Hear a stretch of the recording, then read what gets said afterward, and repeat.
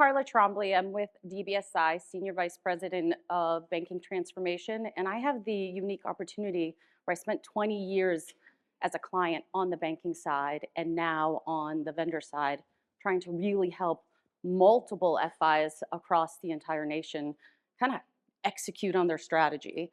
And then today we have a panel of industry leaders to really help us kind of dig in and talk through technology in our branches. What does it mean? How do we do it? Do we do it?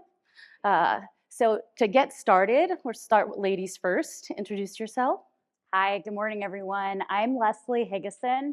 I lead the strategy and performance for our physical channels. So it's everything that our customers need to engage with us IRL, as the kids might say, in real life. So that's everything from our distribution to design, programming, our workforce optimization, internal communications, and also our ATM channel soup to nuts. I spent over a decade at Truist Bank by way of SunTrust and had the opportunity to do a lot of exciting things the bank had not done before. So things like standing up a net new customer segment from the ground up, teammate-led innovation programs. And then there's the 2 years that I try to forget sometimes of putting two giant banks together, a merger of equals during a pandemic when we were all at home helping our kids with their online school while also trying to get this done on a timeline. So I'm really proud of the teams that we built and the lasting impact that they have had and the positive change that they continue to make. I started my career in management consulting, and boy, that trial by fire sure did prepare me for the wild ride we're all on in banking today. I'm based in Atlanta, live there with my husband and two children. They're 11 and 9, so we are on the basketball court, in the baseball fields and soccer fields a lot, but when we're not doing that, you could probably find us in the kitchen having a dance party, in the backyard watching movies, or planning our next travel adventure. But I'm delighted to be here with all of you today and also our esteemed co-panelists. Thank you. Now I got to follow that? Yes, Okay. yes, we do. I'm Stephen Griffin. I'm with Regions Bank and manage retail network distribution. I've been with the company for about 30 years now. Worked in various roles from incentive management to data analytics and data management, and have been working in this the network distribution area now for about 12, 13 years. We started that group. I started that group for the bank. Prior to that, had been in our corporate real estate and operations group. I am from Birmingham, Alabama. Like I said, been in banking. I walked out of the University of Alabama and walked into Regions Bank and have been there ever since. Did have a brief stint where I transferred to AmSouth and worked for them, and then we merged right after that. So I guess it still counts. They're all together. Yeah, we're from Birmingham, Alabama. I have 5 kids. 4 of them in college, 1 starting college next year, 1 of them graduating college this year, thank goodness. And we are always busy on the go with them. And like I say, I love Birmingham, Alabama. If you've never been, we've had some conversations with a few folks in here about the barbecue and stuff like that. We are a really big foodie town. But Regions is a strong presence there, and I've loved working for them for the years I've been there. So glad to be on this panel. Looking forward to some inspired discussion. Good morning, everybody. Happy to be here. My name is Lamont Young, and I head digital and omni-channel banking for Citizens along with our national bank. I'm going to keep my remarks very brief because I think what you guys are most interested in, obviously, is our opinions on today's topic. But just a brief part about me for all of you guys. I am not a banker by trade. Although banking has been the bulk of my career, I started my career out in the fashion industry. So be careful about what advice from me you guys actually sort of listen to. You want advice on sneakers, on suits, I'm your guy. Be careful about the banking advice. I'm just kidding. So happy to be here, guys. Awesome. Thank you, Lamont. All right, let's get right into it. Advice. How do you turn retail branches into advice centers, and how are you using technology to help you? Let's start with you, Lamont. I'd say start off by having some really honest, candid meetings with your HR team. Because in order to turn your branches into advice centers, you've got to invest in your people sort of first. Credibility amongst your people is probably the most critical thing when you're trying to transform branches from transaction centers to advice centers. They have got to be, in most cases, reskilled, in some cases, sort of upskilled, in order to be the kinds of colleagues that customers will listen to and take advice from. I think it's also important because I know a lot of you guys are on this sort of journey around, how do you take data and utilize data to be able to personalize experiences for clients across the board? That same data that you're using to populate personalized experiences in your mobile apps or through direct mail or email or those sorts of channels, those are also investments that you can actually sort of make into your people. Credibility is going to be sort of key in making that transition from a transaction center to an advice center. From a technology standpoint, I think one of the biggest keys is just making sure that you don't forget while you're investing in your mobile apps and your ATMs and your ITMs that you need to make sure that the technology that actually drives the experience inside of your retail network is also sort of up to par. The last thing you want to have is have customers have this wonderful experience in your mobile app or have a fantastic experience when they call in your contact center and they go into one of your retail branches and your retail colleagues are using technology from the 1970s. And that actually sort of shows. And so, my biggest thing is have a balanced strategy in terms of investing in your channels, but most importantly, invest in your people because they are the key to transforming your transaction centers into advice centers. Fantastic. Yeah. Stephen? Yeah, I mean, I think you hit the nail on the head when you talked about make sure your technology is up to date. If you're carrying a message of being digital first or digital savvy, and your customers are using their digital app, and then they walk into the branch, and you've got the TV on the wall that you could change the channel, like we used to have to do for our parents and run around and turn the channels for them. We were the remote control back then. If you've got that up, if you got outdated technology, your machines don't work, such as if you're using ITMs or as we call them VTMs, and they're not necessarily working right. And you take that associate goes and puts the card in and says, I'm going to show you something really neat. This is how you can make your deposit and talk with someone. And then the machine goes down. Well, then you've got a problem. That customer is going to look at it and go, you just captured my card. I don't have my card you just issued me from your card issuer machine. I got to go back in and get this, and I'm never touching this thing again. So if things aren't working well and you're rolling and you're trying to push it too fast, I think that can definitely lead to a problem. But I also think, as we're arming our associates to be those advice centers where they have the technology and the tools in the branches like we do at Regions, where they can sit down and make an assessment of the customer and know what they need and give them those next steps and advice. And you have, excuse me, lead generation software and things like that can help you drive that. Make sure that that's got to work right. That's got to truly match what they're looking for, because if you're giving them advice on something they don't need, then basically that experience for that customer didn't go where you would like for it to have gone, and it's not going to lead to future sales and revenue growth. Yeah, all of those things are true for us as well. And I find that really starting with our colleagues and equipping them with the tools that they need to provide that consistent professional grade experience from branch to branch. Who in here has a lot of turnover in their branch workforce? Anybody? Nobody, right? Nobody. Lifers, all lifers, right? So we have folks who 2 weeks ago were maybe folding sweaters at the Gap. Mm-hmm. And now they're delivering advice around the most important moments in our clients' lives. So how do we ensure the quality and consistency of that advice? It's by equipping our colleagues with the tools to do that, to know our customers, even if they've just met them that day, right? So I think a lot of the focus sometimes on technology can be what's the shiny tool and toy we can implement in a branch. And that stuff's really cool, and that might drive people in the door. But what really has a lasting impact is helping our colleagues build those relationships through trust. And so if we focus on that, it's not just about what we can do, but what we should do. And I think what Lamont touched on around having an integrated strategy across your channels is really important. And for us in particular, we cannot afford to do all things really well in every channel.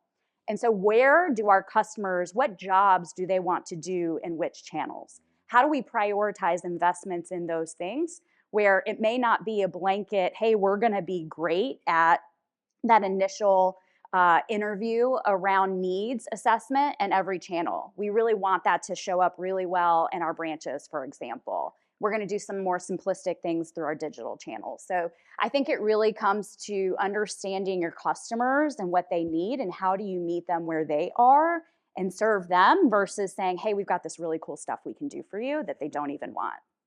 Yeah, so what I'm hearing you all say, so oftentimes when we talk about technology, we think about the box. So like a TCR, an ITM, the flashy thing that you're hoping will be implanted and then just deliver. But what I'm hearing you say is that AI, data, really using technology to enable your team. Can you talk a little more about that? We'll start with you, Lamont.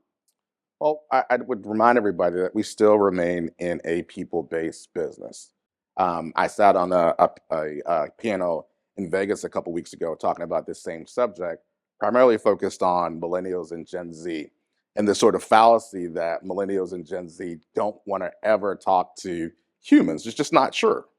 Now, they get their advice from places that are probably traditionally different than what folks that are a part of the boomer generation and Gen X actually do.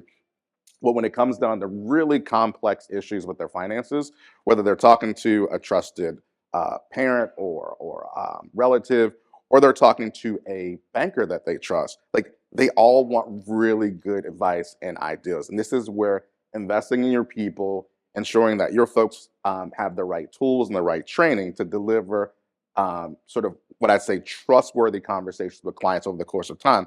And that's where I think the real big sort of win comes in. So I just would not forget about the fact that in banking, we're a people-based business, and particularly here in the U.S., money is just a deeply personal thing. By all means, you can find ways in which you can use technology to connect with consumers, but money here in the U.S. Versus any other country that I know I've studied is just inherently personal. So remember those personal connections. Yeah, I think, from the standpoint of AI and the data and understanding your customer and what they need. I mean, I think as we move into the future, and it's funny, I laughed when you said millennials and Gen Z because I have a Gen Z, and I can't tell you how many times I get a text about the kid has probably saved 90 cents of every dollar he's earned, and I get, hey, Dad, what about a CD? Should I be looking at a CD? What about an IRA? I'm like, you haven't even graduated college yet.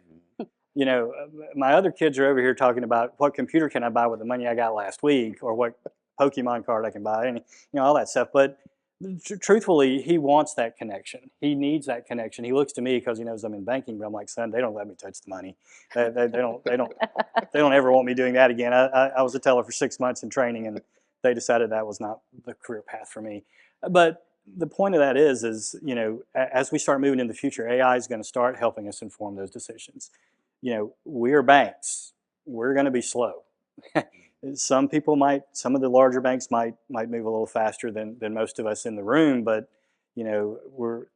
AI can be a big and scary word right now for some of the banks because of they're trying to figure out how are we going to use it, what are we going to use it for. But those tools we're providing, if we can gather the information on the customer, know what the customer's about. Also, if you've got robust data on your segmentation, you talked a little bit about that in your introduction, and the segmentation, who the customers are you're dealing with, and you've got AI there helping you summarize that information. I think in the future that's going to be a powerful tool, because that's going to help direct that advice and guidance that customer's looking for from an associate. To your point, that may just be starting, and all of a sudden they're armed with all this information that is going to move them forward with helping that customer, and they're going to feel empowered. That's the biggest thing I can see that it's going to do for us on the front line for our branches in the future. Not to mention, I'm sure there'll be lots of digital, advertising and things like that we can work with and function with that. But that's one of the most positive ways I see it affecting advice and guidance. Yeah, I think all of those things, and also the fact that the analytics, that richness really gives our colleagues the opportunity to provide that recommendation of the next best offer. And so it's not just using that really talented colleague's perspective of, gosh, I think this would be a good idea, but it's also just based on repeated experiences across markets, right? So it really broadens your perspective of what our customers might be open to, what might serve their needs. we've been doing things like co-browsing on tablets, right? And that helps with the digital literacy for folks who may not be there yet, gives them the confidence so that they don't have to drive to the branch the next time they have the same challenge. So, we're always cognizant that folks come to see us when they hit a road bump and they need help, right? They Yep. need that confidence of another human being across from them, helping them through the situation. And so we want to make sure that we're building that confidence in that moment, but also so that they can empower themselves to manage their finances on their own as well. So certainly about advice in the moment, but also helping them build those skills so that they can do it on their own. Yeah, and the reality is when customers are coming in, they want advice, but they have way less time than they have ever, or time that they're willing to give us. So it's really important that we're enabling team members with technology, with the data, with the insights, so they can have meaningful conversations quickly, but also accurately. Customers, I mean, I call it the Amazon effect, but they don't have a lot of time. But they also, when they come in, expect you to be able to deliver. So how are we enabling our team members with technology to ensure that they can deliver regardless of what that customer's coming in for? Absolutely. Okay, so we've been talking about the things that work well. What's some technology that you all have implemented that just didn't work out the way you thought? And what are some lessons learned? I'll start with some things we did when we first came out with our new branch design back in 15, 16, and started rolling that out.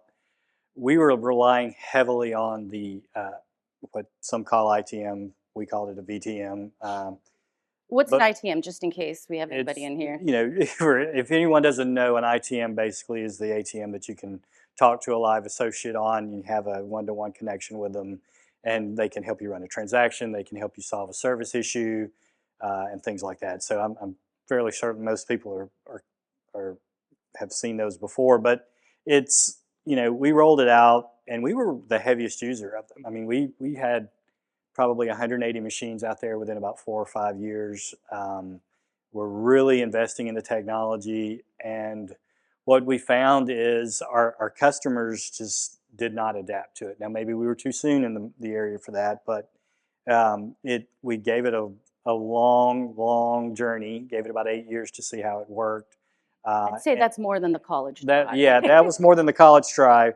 And then now you've got the updates and upgrades that have to happen with that new technology, and it gets to be an expensive proposition for something that people aren't using. Interestingly enough, one of the things we did find is we did have a couple of rural areas where we had done some remodel work, and we just tested it in those to see, does it really work in those? And they were some of the highest adapters because they were so used to going through that drive-through and having a connection with somebody, and they wanted to talk to somebody, and they didn't know they were talking to somebody in Birmingham, Alabama. Sometimes they're like, "Who? You're new at the branch," things like that. But yeah, I'm new here. But again, it for reasons that we surveyed, we tried to understand. It became privacy was a lot of the discussion about it. Our customers, we have a lot of rural branches in our markets. They just didn't really trust the technology and the privacy of it. We had a couple of surveys that came back to us and said, "I don't like being videoed while I'm doing my ATM transaction." I'm like, "Well, you were, but that's not what this is." But that was the understanding. We probably didn't do as good a job of branding it as we should have. And it was new technology, and people just weren't really used to it yet. We've gone back. They still used it as an ATM. We've gone back and retrofitted them back into ATMs now, and they're doing fine and working as we intended to. But that really did not work for us. Well, we took it a step further. So we gave it 10 years, and we also had digital only offices. So essentially where the tellers didn't have access to cash, everything was through the ITM in our lower volume offices where we see less traffic. And we thought, this is great. We're going to have tech savvy customers that are going to come in. They're going to speak to the agent over the monitor. But what we found was when people want to speak with a person, they want to speak with a person, not a person on a screen. Like, I'm not going to drive 15 minutes to go talk to somebody on a screen. I can do that from my sofa on my mobile phone, right? That's silly. So why are we asking our customers to do that? We did have some limited success in certain markets, as Stephen mentioned. But ultimately, right, we debunked it with the facts because people said, oh, you know what? People in rural areas really love these. People love the after hours access.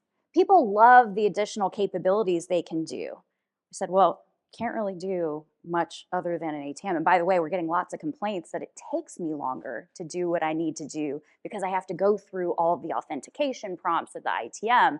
I'd much rather just go through an ATM, punch in my PIN, do my transaction, off with my day, right?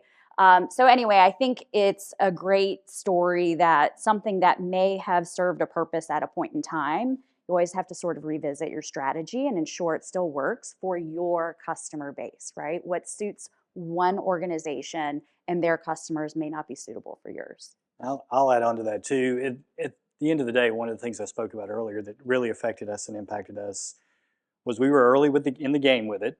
You know, like I said, we were the market leader in ATM and VTMs for a while, and the technology was still flushing out, so to speak. And so we were on the front end of that. But like I talked about before, that experience with a customer, and that when you're introducing it to them may not always be positive. Well, then they're once you've lost them like that, and they see that it really impacted them, it ate my card, and I just opened an account with you. This is not the experience I was looking for. Okay, you know, and then the associates lose confidence in it, so they don't want to go spend the time showing them. They just tell them to use the ATM. You know, so that you really have to make sure whatever you're rolling out into your branches, whatever you're putting in there technology-wise, that it's gone through the rigors. It's gonna, yeah, there are gonna be hiccups, but it's got to be functional and work. Yeah. So we spent some time a couple years back trying to create a unified account opening experience across all of our channels. And this was sort of prior to Technology 2020. And I think the biggest challenge that we ultimately found is, instead of creating a singular platform that enabled clients to be able to quickly get through an account opening process, what we did was we created 3 different hamster wheels that only actually frustrated both customers and sort of colleagues across the board. So I think that the biggest sort of lesson for all of us when we did that project was, first and foremost, to break down sort of silos. Rather than sort of having your retail team come up with their version of the truth, and your digital team come up with their version of the truth, and your contact center team come up with their version of the truth, get all your people into a room and reset what the truth actually is about what you're trying to accomplish. At the end of the day, remind yourself that what this is about is not necessarily the way things used to work, because that's what you ultimately get when you start to be very channel specific. Well, the retail team is like, well, hey, I used to do these checks and balances, and I checked off on this box, so forth and so on. And what you end up creating is a better version of what you already have. What we've done this go around, we've got a sort of new platform, a platform called Vista that we utilize. We got a bunch of really smart people in the room and just sort of said, if you were a customer, right, how would you want your experience to sort of be? And that was the sort of objective viewpoint that we had all of our clients, all of our colleagues, excuse me, take a sort of look at. And what our colleagues did was they came together and they built a solution that just simply made sense regardless of channel, because instead of thinking about their jobs to be done, they thought about themselves as sort of consumers. And so I'm not giving you guys any sort of words of wisdom on this one. All of you guys sort of know that if you start truly with what the client's needs are, you're going to build yourselves a better solution. The biggest problem, though, in our industry oftentimes is we put the client experience sort of on the back burner, and we start to focus on some regulatory thing that you got to factor in, or there's some big gigantic goal that you got in the back of your head that you got, like, that is the sort of key focus. It's one of the reasons why in my space we joke all the time, like, half of the fintechs that you guys do business with today would not exist if banks truly started off thinking about themselves in a very customer centric manner, right? There would be no Stripe, there would be no Square, there would be no PayPal if banks really started to think about the experience that we're delivering for clients. Amen to that. Mm-hmm. Yeah, and we heard a little bit about this yesterday and today. It really is about bringing together all your decision makers and then coming to that table with no is not an option. So you cannot say no. It's all about how. So technology has a piece, operations, marketing, all of your barriers for success need to have a seat at the table when you're talking about and really driving home that customer experience. And the goal cannot be no. No is not even an option. It cannot be in your vocabulary. It is not, it's like you have to put money in the jar if you say it. And the ultimate goal really is how. How are we going to make changes? How are we going to impact that client experience? How are we going to bring this to our branches? And ultimately, it's about that yes and how. So how, speaking of how do you see technology really evolving in your branches? Do you see it expanding? Do you think we've hit the catalyst here? Or do you see that there's additional opportunity kind of in your kit of parts and the future of branching? I think we're nowhere near the ceiling, particularly from an analytics perspective. Um, I think you have to think about the whole experience, as Lamont has mentioned. It's not just about the tech. You can't just have a strategy about the tech. And by the way, you can't just have a strategy about the branches either, right? So I think for me, what I see is the learning that we have is how do you meld it together with the human experience to maximize the tech. And by the way, it's not always sexy stuff. Like some of the most impactful things we've done are things like AI enabled client facing procedures. Like procedures, the most boring and mundane thing we all do, right? But it's been really helpful to make sure that all of our colleagues have at their fingertips the resources that they need to confidently serve our clients in the moment. And the faster we can give them that information, right, if they don't know it off the top of their heads, then the better that experience is overall, right? And by the way, we're also then managing the risk too. Yep. Yeah. So it's not either or. You can do it at the same time, but it doesn't always have to be really shiny and exciting.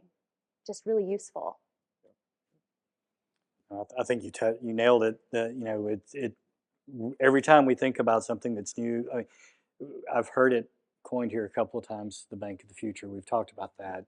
I've been hearing that since 2010, right? Yeah. We all talked about that and omni-channel, the two big words that you always hear at the conferences. But I once I started in this and started looking at it and thinking about the bank of the future, I realized it's not the bank of the future; it's the bank of next week, because it's all moving fast. Let's Yeah. face it, we're moving faster than we've moved in a long time in the technology space out there. And so I really don't like Back to the Future, but because it's just changing like this. Because as soon as you think you've got it figured out, it's the next thing up. But it is that enablement, and it doesn't have to be the big. We all thought about the big, bright, shiny objects, and yes, we want to carry our brand and our design and things like that. But you've got to also look at the other things that are going to help make that a successful space. Because it doesn't matter how good looking that branch looks, if you don't have the right people in there to drive what you need to have driven, and to help grow that branch, and to put the support behind it that it needs, to where they come in and they say, that experience from top to bottom, soup to nuts, was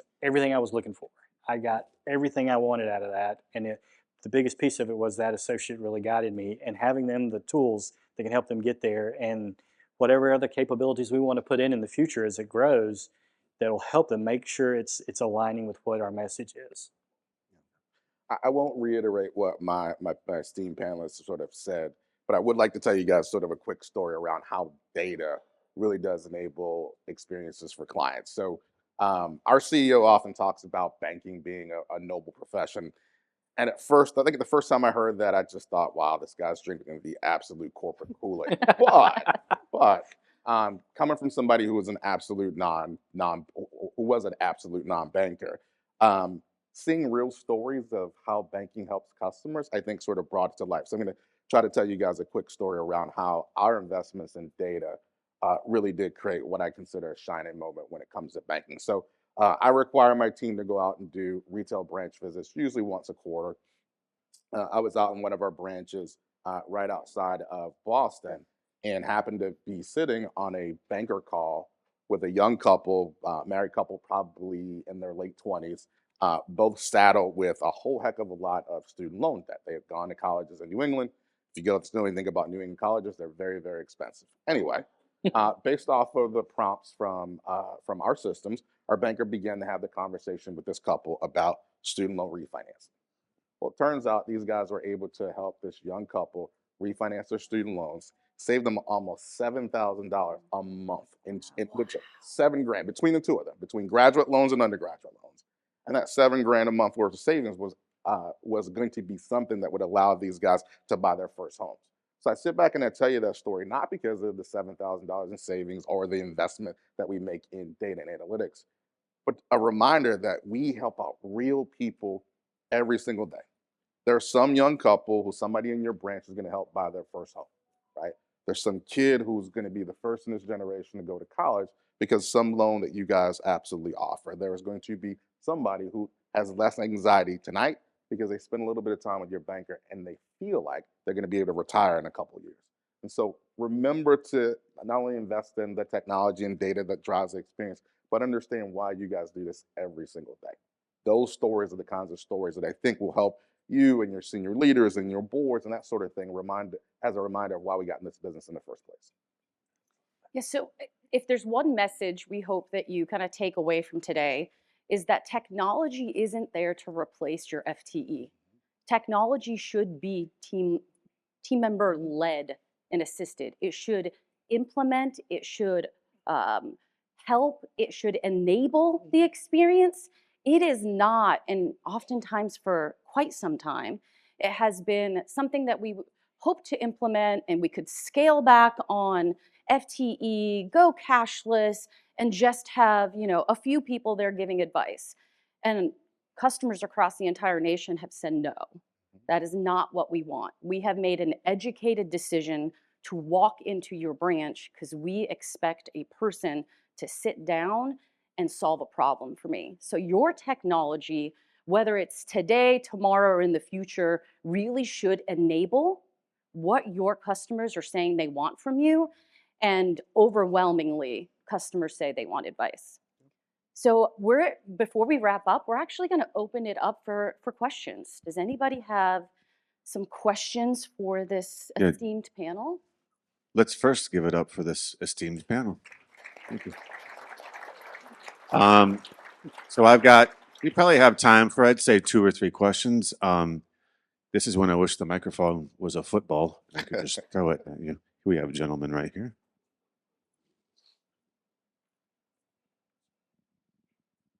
When you say that you got rid of your ITMs or you put them back to ATMs or regions, does that mean you went back and put tubes back in? Or No, that okay.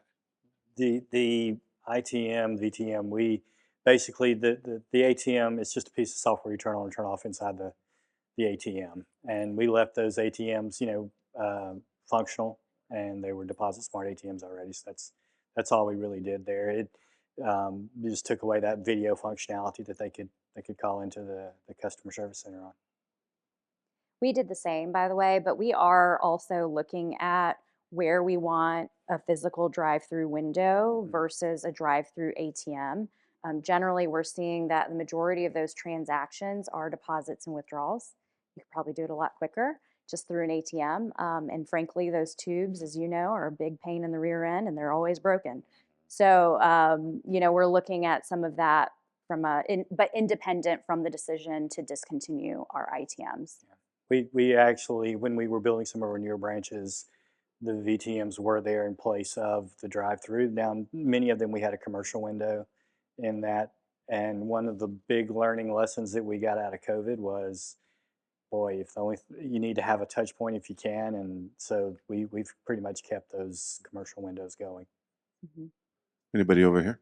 Question? Oh, over here. Jump here. Great presentation, great insights. I love the video story. That was a great story.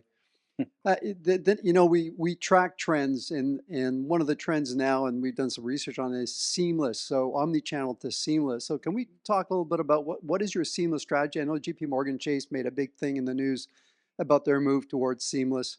What's your seamless strategy? Do you have one? Are you looking at it? And how does that impact your customers? We strive to get there. Maybe that's the best way to say it. I think for us, we absolutely know that's what our customers expect. I think being able to do that practically with antiquated bank systems is a challenge. I think we're looking at how do we plug the gaps in the meantime through information, most importantly. But that would be how I would say it. It's a bit aspirational at this point, but certainly we're on the journey. We're probably at the crawl phase of crawl, walk, run. We sort of created an approach that ultimately sort of said, take what we build in mobile and apply that actually across the sort of other channels. So if you sort of think about almost every microservice that we actually built today for the mobile app is now reusable across our branch network, and it'll be reusable across our contact center. We strategically placed our IVR and our chatbot on the exact same set of functionality so that no matter how you choose to actually chat with us, whether it is through the IVR, through our chatbot, literally you are dealing with the same set of functionality.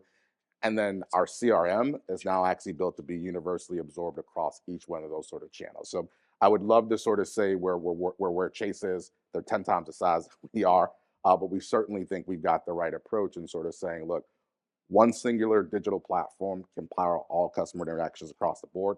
Probably easier said than done because we still are coming up with certain roadblocks, but that is the approach, and we think it's a sound strategy. Cool. That being said, let's hear it again for this esteemed panel. Thank you very much.